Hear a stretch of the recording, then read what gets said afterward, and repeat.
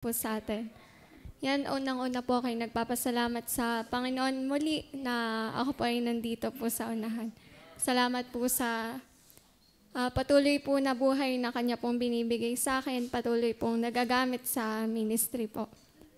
At yun po, pinagpapasalamat ko po, natapos na po yung tulip class at ngayon po ay panibagong klase po ulit yung inatandan namin at yun po ay Sovereignty of God, yung title, ay yung klase po.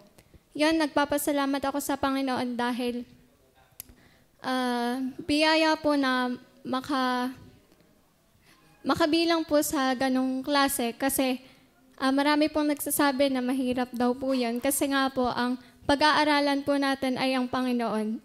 Dahil kung pag-aaralan po natin ang Panginoon, tunay na malalim po ang Kanya pong personality. Hindi po kaya ng ating utak. Limitado po yung ating nalalaman. Pero salamat po dahil sa ganun pong klase, matututunan po muli kung paano makilala po talaga ang Panginoon. Yan po, ako po ay nagpapasalamat sa Panginoon sa patuloy niya pong pag-iingat sa amin po ng family po namin. Patuloy pong nagagampanan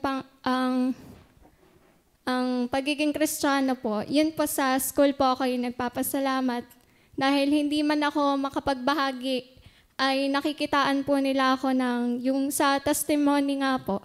Nakikitaan nila po ako na iba po ako sa kanila. At yun po ako yung nagpapasalamat po sa bisita po na nadala ko po dito. Nawa po ay maligtas din siya. At nagpapasalamat po ako sa